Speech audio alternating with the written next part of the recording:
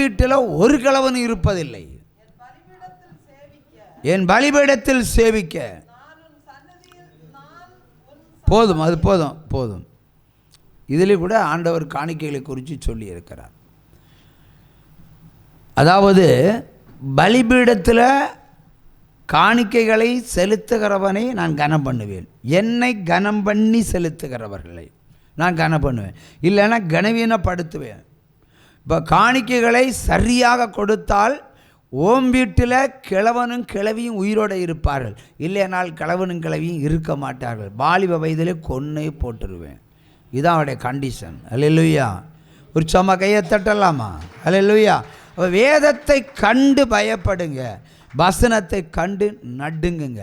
அவள் ஒருதான் உயிரோடு இருக்கணும்னு சொன்னான். உன் அப்பா அம்மாவுக்கு தீர்க்காயுசு வேணும்னு சொன்னான். உனக்கு தீர்க்காயுசு வேணும்னு என்ன செய்யணும்? கர்த்தரை கனம் பண்ணு. உற்சம கையை தட்டுங்க. வாயினால் வடை சுடக்கூடாது, வாயினால் உளுந்து வடையும் சுடக்கூடாது, மது வடையும் சுடக்கூடாது. வாயினால் கர்த்தரை கனம் பண்ணக்கூடாது, பிரமாணத்தை கொண்டு கனம் பண்ணு. ஆகவே முதல் பலன் தசம பாகமெல்லாம் யாருக்குரியது? கர்த்தருக்குரியது. அதை கொடுத்தா கனம் பண்ணினதுக்கு சமம், கொடுக்கலைன்னா நீ கனவீனப்படுத்துறதுக்கு சமம். அப்படின்னா உன் ஆயுசு வாலிப பிராயத்தில் போயிடும். உன் வீட்டில் அப்பா அம்மா எல்லாம் சீக்கிரமாக செத்து போயிடுவாங்க. ஒரு சம கையை தட்டுங்க. வீட்டில் ஒரு வயதான அம்மா அப்பா இருந்தால் என்ன நடக்கும் சொல்லுங்கள்? பாதுகாப்பு. நாய் குறைச்சாலும் அங்கே யாருடா பாரதன்னு கேட்பாங்க இல்லையா? அடுத்து வாசலில் வெத்தலை பாக்கா போட்டுக்கிட்டு என்ன பண்ணுவாங்க? உங்களுக்காண்டி ஜெபிச்சுட்டு இருப்பாங்க. உள்ளே படுத்து கிடக்கிற பிள்ளைங்க மேலே எந்த பேய் பிசாசு வரக்கூடாது ஆண்டவரேன்னு சொல்லி ஜெபிப்பாங்க. அவங்களுக்கு தூக்கம் குறைவு.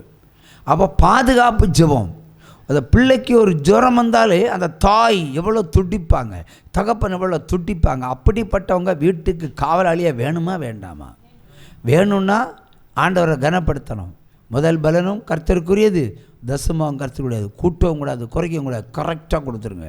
கரெக்ட் இல்லைன்னா அவர் பாதியில் தூக்கிடுவார். 40லையும் போட்டு தள்ளுவார், 50லையும் போட்டு தள்ளுவார். ஓம் வீட்டில் ஒரு கிழவனும் கிழமையும் உயிரோடு இருக்க போகிறது இல்லைன்னு சொல்லிட்டார். பிள்ளைகள் அனாதையாக நிற்கக்கூடாது. அல்லேலூயா. உற்சாகமாக கையை தட்டுங்க. இது பிரமாணம், இது வசனம். ஆவே உன் தெய்வத்தை கண்டு நடுங்கு, பயத்தோடு அவரை தொழுதுகொள். தாவீது பணிந்து குனிந்து தேவனை தொழுது கொண்டான் என்று எழுதப்பட்டிருக்கிறது. பணிந்து குனிந்து. கர்த்தரை எப்படி தொழுது கொள்ள வேண்டும்? பணிந்து குனிந்து. நம்ம ஏன் இப்போ சேரில் உட்காந்துருக்குறோம்? நான் எப்பாவது ஒரு முறை அவங்கள தலை கவிழ்ந்து ஜோம் பண்ணுங்கன்னு சொல்லியிருக்கேனா? ஜோம் பண்ணுன்னு சொல்லியிருக்கிறோம். ஆட்டோமேட்டிக்கலாக நீங்கள் வேணால் தலையை குனிஞ்சிட வேண்டியதான். அது ஒரு குனிதல் இல்லையா? பணிந்து, நான் சொன்னதுமே அப்படியே கீழ்ப்படிந்து தலையை குனிந்து. ஏன்னா சைடு வாக்கில் நீ பார்க்கக்கூடாது என்பதுக்கு தான். இல்லைன்னா பக்கத்தில் ஒரு பொண்ணு இருந்தால் ஒரு கண் அங்கே போயிடும், அங்கே போயிடும். அவ்வளோதான். பணிந்து குனிந்து கண்ணை மூடி ஜெபம் பண்ணுற சொல்கிறது தான் பணிதல், பணிவிடை. அடுத்து ஸ்திரீகள், திருமணமான ஸ்திரீகள், நீ எவ்வளோ படிச்சியோ எவ்வளோ கொம்பு பிடிச்சியோ எனக்கு தெரியாது, நீ வீட்டை விட்டு வெளியே போனால் புருஷன் காலில் விழுந்துட்டு போ, உனக்கு தீர்க்காயுசு கிடைக்கும், இல்லைன்னா அற்பாயுசு வரும். எது வேணுமா முடிவு பண்ணி கையை தட்டுங்க. அல்லேலூயா, அல்லேலூயா, அல்லேலூயா. நான் ஈரோடு மாவட்டத்தில் ஒரு கனரா பேங்க் மேனேஜருக்கு நான் ஊழியம் செய்தேன். என்னால் மறக்க முடியாத ஒரு சம்பவம். அது இந்து மதத்தை சார்ந்தவன். டிவியை பார்த்து வந்தாங்க, பொண்டாட்டி கேன்சர், குணப்படுத்துவேன்னு சொன்னார். உண்மைதான், சொன்னது உண்மைதான், குணப்படுத்துவேன்னு சொன்னார்.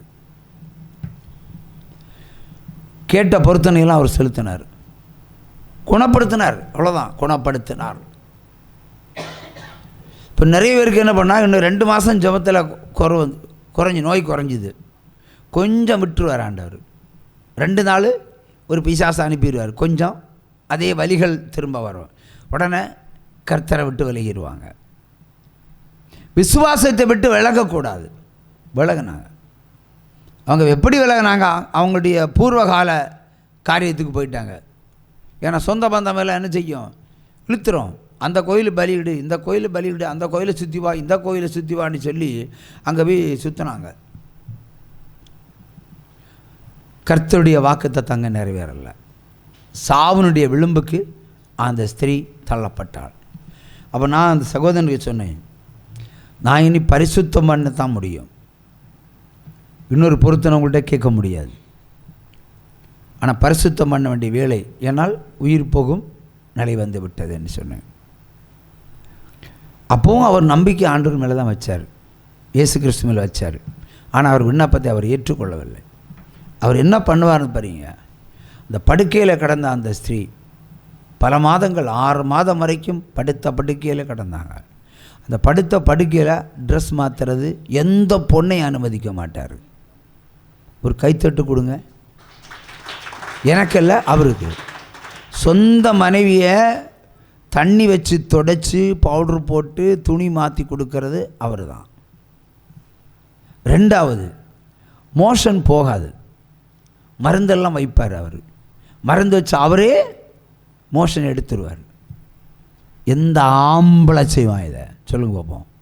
செய்ய மாட்டான். ஈரோடு மாவட்டத்தில் கனரா பேங்கில் உள்ள ஒரு மேனேஜர், அது எந்த பிரான்ச்சுன்னு எனக்கு தெரியாது, மேனேஜர் தன்னுடைய மனைவிக்கு சாகிற வேலை வரைக்கும் மொத்த பணிவிடையும் அவன்தான் செஞ்சான். அவன்தான் ஐயா ஆம்பளை, அவன்தான் ஐயா புருஷன். படுக்கையில் கிடந்தாலும் அவன் மனைவியை விட்டு கொடுக்கல பாருங்க. ஆனால் சொந்த பந்தம் வழிதப்பி போக செய்தது இல்லை என்றால் அந்த ஸ்திரீ இங்கே சாட்சியோட நிற்பா, நின்று இருப்பா. ஏன்னா இந்த ஊழியம் தான் சாவையை டிக்ளேர் பண்ணோம், பிர்த்தையும் டிக்ளேர் பண்ணோம், வாழ்க்கையும் டிசைட் பண்ணோம். போயிட்டா, நான் சொன்ன நாளில் தான் போயிட்டா. ஆனால் மனமுடிந்து போனான். ஒரு 6 மாதங்களுக்கு பிறகு ஒரு முறை என்னை ஃபோனில் கூப்பிட்டாரு. என் மனைவி போயிட்டாங்க, ஜீவன் கிடைக்கும்னு நம்பினேன், கடைசி வரைக்கும் நம்பினேன், ஏசப்பா கைவிட மாட்டாருன்னு. கைவிட்டுட்டார். நான் சொன்னேன், இனி உங்களுக்காக ஜெபிக்கலாம், அவ்வளோதான், வேற ஒன்றும் செய்ய முடியாது. ஏன்னா பின்னிட்டு போனால் கொன்று போட்டுருவார். அதான் தேவன் என்ன சொல்லுகிறார், நீ பின்னிட்டு போவேனால் பீறிட்டு போயிடுவேன், பீறிட்டு போயிடுவேன். பீறினா நங்கர் பங்கரா கீறிடுவார். வெட்டிட்டு போன்னு சொல்லலை. ஒரு கொலைகாரன் வெறி பிடிச்சா என்ன பண்ணுவார், கத்திச்சு பிடிச்சி கிச்சுன்னு கிச்சுவான். இவர் வெறி பிடிச்சா என்ன பண்ணுவார், அதான் பண்ணுவார். ஒருவரும் வாரி கொண்டு போக முடியாத அளவு பண்ணிடுவேன்னு சொல்கிறாரு. சங்கீதம் 50:22 படி. ஹல்லேலூயா. 73:27. இதோ கர்த்தரை விட்டு தூரமாய் போகிறவர்கள் நாசமடைவார்கள். கர்த்தரை விட்டு பின்வாங்கி போகக்கூடாது. உலகத்தை உண்டாக்கின தேவன் என்னம்மா பின்பற்ற ஆரம்பிச்சாச்சு. ஆண்டு பின்னிட்டு போகக்கூடாது. எது நடந்தாலும் எது நடக்காவிட்டாலும் அவர் தான் நமக்கு மெய்யான தேவன். கைத்தட்டலாமா? ஹல்லேலூயா.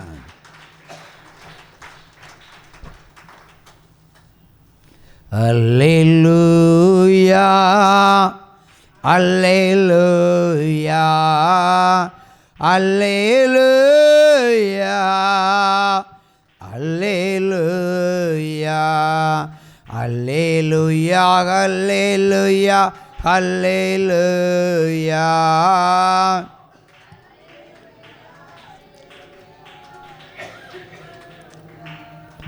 அடுத்து வாசித்த வேத புஸ்தகத்தில் இருந்து 50:22 வாசி. தேவனை மறக்கிறவர்களே இதை சிந்தித்து பாருங்கள், இல்லாவிட்டால் நான் உங்களை பீறி போடுவேன். ஒருவர் உங்களை விடுவிப்பதில்லை. அவர் பீறுனா, அவர் பீற ஆரம்பிச்சா, கீரை ஆரம்பிச்சா, கத்தியை எடுத்தா, சினம் கொண்டா, பட்டயத்தை தூக்குனா, உலகத்தில் எந்த மருத்துவமனையும் உங்களை காப்பாற்ற முடியாது. அவர் கை வச்சா அவ்வளோதான், முடிஞ்சு போச்சு. ஆகவே கர்த்தரை விட்டு யாவரும் பின்வாங்கி போகக்கூடாது. சரியா? சரின்னு சொல்கிறவங்கெல்லாம் கை தட்டு கொடுங்க. அல்லேலூயா. இப்போ நல்ல ஒரு மனைவி ஆண்டவர் கொடுத்தாரு, நல்ல ஒரு புருஷனை கொடுத்தாரு, நல்ல ஒரு தாயை கொடுத்தாரு, நல்ல ஒரு தகப்பனை கொடுத்தாரு, நல்ல ஒரு நாட்டில் நம்ம பிறந்திருக்கிறோம் இல்லையா? இப்படியெல்லாம் வாழ்ந்திருக்கிறோம். நல்ல தேவனையும் கொடுத்துருக்கிறார். அப்போ நமக்கு ஏன் பின்னிட்டு போகணும்? போகக்கூடாது. இனி ஃபார்வர்ட், கோ ஃபாஸ்ட். இடது பக்கம் வலது பக்கமும் திரும்பி பார்க்காம, பின்னாடி என்ன இருக்குன்னு அதையும் பார்க்காம, முன்னாடி இயேசு கிறிஸ்துவை வைத்து விட்டு நடந்து போங்க. பாருங்க, உங்களை உயர்த்தலைன்னா என்ன கேளுங்க. அல்லேலூயா. உயர்த்துகிற தேவன். அல்லேலூயா. விடுவிக்கலைனாலும் என்ன கேளுங்க. கர்த்தரால் கூடாத காரியம் ஒன்றுமில்லை. இன்று வாசித்த வேத புஸ்தகத்திலிருந்து 2 தியானித்தோம். இனி 3வது வசனம் என்ன, அதை வாசிங்க. நாட்கள் பொல்லாதவைகள் ஆனபடியினால் நாட்களை பிரயோஜனப்படுத்துங்கள். காலம் கொடியது இல்லையா? காலம் உலகம் முடிய போகுது. அதான் உலகத்தில் என்ன கேட்குது? கொட்டு மேளம் கேட்குது. கொட்டு மேளம்னா என்ன இந்திரா? யுத்தம். யுத்தம் தேசத்தில் கேட்கிறது. நமக்கு கவலை இல்லை, நமக்கு கவலை இல்லை. இப்போ வெளிநாட்டில் ஒரு சகோதரர் நம்முடைய ஊழியத்தில் இருக்கிற ஒரு ஜோடி அங்கே இருக்குது. இல்லையா? நேற்று ஒரு அதிர்ச்சிகரமான ஒரு சம்பவத்தை சொன்னாங்க. ஏன்னா அவங்க வீட்டு பக்கத்தில் தான், ஒரு 5 கிலோமீட்டர் பக்கத்தில் அமெரிக்காவினுடைய யுத்த தளவாடம் இருக்கிறது. அதை ஈரான் அழிக்கிறதுக்கு முயற்சி பண்ணிக்கிட்டே இருக்குது. இதனால் அடிக்கடி அங்கே தீபாவளி சத்தம் கேட்கும். பயத்தோடையும் திகிலோடு தான் அங்கே வீட்டில் இருக்காங்க. விமானம் எல்லாம், யுத்த விமானம்லாம் இவங்க கட்டுற வழியாக தான் பறந்து போகுதான். நான் கேட்குறேன், பயம் இருக்கான்னு கேட்குறேன். ஏசப்பா இருக்கார்ல, நாங்கள் ஏன் பயப்படணும்?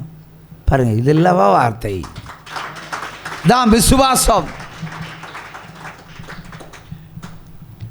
அடுத்து கேட்டேன், பயப்படாதீங்க, கர்த்தர் கூடவே இருப்பாருன்னு. நேற்றைக்கு மார்க்கெட்டு போயிருக்காங்க, காரில் போயிருக்காங்க, பொருள் வாங்கிட்டு போகிறாங்க. இவங்களை காரை தொட்டு வெடிகுண்டுகள் பாய்ந்து போயிருக்கிறது. ஸ்விங் ஸ்விங் ஸ்விங் ஸ்விங் ஸ்வயம். இவங்க ஸ்வயிங்னு அழகாக வீட்டுக்கு வந்து சேர்ந்துட்டாங்க. வந்து சொன்னாங்க, சாவை ருசி பார்த்து விட்டு வந்து விட்டோம். சாவை ருசி பார்த்து விட்டு வந்து விட்டோம். சாவை நேரில் பார்த்தோம், யுத்தத்தை நேரில் கண்டோம். ஆனாலும் பத்திரமா ஆண்டவர் எங்களை சேர்த்தார். அவை கிறிஸ்தவ பிள்ளைகள், தேவனுடைய பிள்ளைகள் எங்கிருந்தாலும் வெடிகுண்டெல்லாம் நமக்கு ஒரு பனி துளிகள் தான். உச்சமாக கையை தட்டுங்க. அவர் காக்கிற தேவன். அல்லேலூயா. ஒரு சேதம் வராதபடி அவருடைய கண்ணின் கண்மணி போல உங்களை காக்கிற ராஜாதி ராஜன் தான் நம்மிடத்தில் இருக்கிறார். அல்லேலூயா. அவருக்கு சத்தமாக ஒரு கரவோசை. அல்லேலூயா. ஆகவே காலம் கொடியது. விக்கிரகத்தை வழிபட்டிருந்தால் அவ்வளோதான், முடிஞ்சு போயிடுச்சு. கர்த்தரை வழிபட்டபடியினால் அவர் தான் என் தேவன் என்று அவருக்கு பலிகளையும் காணிக்கைகளையும் செலுத்தி வாழுகிற ஒவ்வொரு குடும்பத்தையும் அவர் எல்லா சூழ்நிலையிலையும் பாதுகாப்பார். ஏனென்றால் 3 2 அழிவது நிச்சயம், 3 2 ஜனங்கள் ஒழிவது நிச்சயம். ஆனால் 1 நிலமும் 1 ஜனங்களும் இருப்பார்கள். அதெல்லாம் நம்ம தான் வச்சுருக்க போகிறோம், சந்தேகமே இல்லை. எவன் இந்த மாதிரி கேரண்டி ஊழியம் பண்ணது கிடையாது. அமெரிக்காவில் பண்ணியிருக்கா, பிரிட்டனில் பண்ணியிருக்கா, இல்லை கனடாவில் பண்ணியிருக்கா, ஒருத்தர் பண்ணலை. 26 வருஷமாக நான் இதை ஒன்றத்தான் சொல்லிகிட்டு இருக்கிறேன். 26 வருஷம். அது கூட்டவும் இல்லை, குறைக்கவும் இல்லை. யுத்தம் உண்டாகும், நிலங்கள் அழிந்து போகும், தேசம் ஒழியும், 3 2 அழியும், 1 மீதியாக இருக்கும். அதை ஜீவொளி பிள்ளைகள் வச்சிருப்பார்கள் என்று சொன்னேன். வீடுகள் கேட்பாரற்று கிடக்கும். சென்னைக்கு போகிறோம், யாருக்கு எத்தனை மாடி கேட்டுற வேணுமோ எடுத்துருவோம். நான் ஒரு தீர்க்க தரிசனம் சொல்கிறேன், இதுக்கு முன்னாடியும் சொல்லியிருக்கிறேன். இந்த வீடு கட்டல ஐயோ ஒன்று கஷ்டப்பட்டுன்னு இருக்காதீங்க. நமக்கெல்லாம் சென்னையில் கட்டி வச்சுருக்கிறாரு. சென்னை மாகாணம்லாம் நான் இப்போ சொல்கிறேன், கேட்பாரற்று கிடக்கும், கேட்பாரற்று கிடக்கும். எல்லாம் முடிஞ்சு போகும். ஆளரவமற்ற தேசமாக இருப்பது இந்தியாவிலே மிகப்பெரிய பட்டணம் சென்னை பட்டணம் தான். சொல்லி அடித்தா தானே அதில் ஒரு திரில்லு, அதை சொல்லிட்டார் அடிக்க போகிறாரு. அவர்தான் என்னுடைய ஆஃபீஸில் எல்லாம் காலி பண்ணி என்னை இங்கே கொண்டு வச்சுட்டார். ஒரு சும்மா கையை தட்டலாம். அல்லேலூயா. அவை வீடுகளெல்லாம் கேட்பாரற்று கிடக்கும், பொன்னும் வெள்ளியும் கேட்பாரற்று கிடக்கும். நம்ம எல்லாம் அபகரிக்கிறோம். சொந்தம் கொண்டு அடகு ஒருத்தனும் இருக்க மாட்டான். ஏன்னா ஒருத்தன் ஒத்த பிள்ளையில் வச்சுருக்கிறான். நம்மாவது கிராமத்தில் இருக்கிறோம், 10 பிள்ளை 5 பிள்ளையாக வச்சுருப்போம். அவன் ஒத்த பிள்ளையோட நிறுத்திடுவோம். ஒத்த பிள்ளையும் போயாச்சுன்னா சொந்த பந்தமே இல்லை, பூமி கேட்பாரட்டு கிடக்க நம்ம எடுத்துருவோம். யாரும் கோர்ட்டு கேஸ் எல்லாம் போக மாட்டாங்க. கோர்ட்டும் இருக்காது, நீதிமன்றம் இருக்காது, காவல் நிலையங்களும் இருக்காது. எல்லாம் ஒளிந்து போகும் என்று கர்த்தர் உரைத்திருக்கிறார். அதன்படி நடக்கும், நடந்தே தீரும். அவை எதை குறித்தும் கலங்காதே.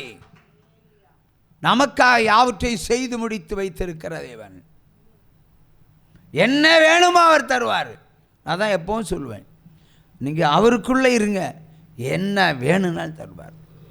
சொல்லுவார், நீ இந்த பட்டணத்துக்கு போ, அந்த கட்டத்தை எடுத்துக்கோன்னு சொல்லுவார். வீடுகள் கேட்பாரற்ற கிடக்கும். வீடுகள் குட்டி குட்டி வீடுகள் இல்லை, பானை தொடும் கட்டிடங்கள் எல்லாம் நாம் தான் சொந்தமாக்கி கொள்ள போகிறோம். அது வீடு இல்லைன்னு யாரும் கண்ணீர் விடாதீங்க. கொடுக்க போகிறார். கொடுக்கலைன்னா என்ன கேளுங்க, ஏன்னா கொடுப்பாருன்னு எனக்கு நல்லாவே தெரியும். அதனால தான் இந்த தீர்க்க தரிசனம். அல்லேலூயா. ஆகவே வீடுகள் கேட்பாரற்று கிடக்கும், ஜனங்கள் பிணமாய் கிடப்பார்கள். அபகரிக்கிறதுக்கு யாருமே கிடையாது. அதுக்கு இருக்கிற ஒரே சந்ததி ஜீவ ஒளி சந்ததி தான், எந்த மாற்றம் கிடையாது. பொறாமையில் சொல்கிறதெல்லாம் உண்மையை சொல்லுறேன். பிரசபை மக்களுக்கெல்லாம் கொடுக்க மாட்டார்.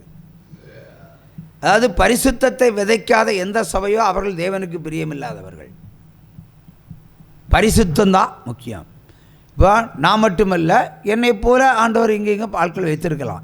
பரிசுத்தத்துக்கு ஏற்றவாறு ஒரு மனிதன் பரிசுத்தமாக இந்த பூமியில் வாழ வேண்டும் என்று ஒரு சபை உருவாகி அதை மக்களுக்கு போதிக்கிறேன்னு சொல்லி அந்த சபை பீதியாக இருக்கும்.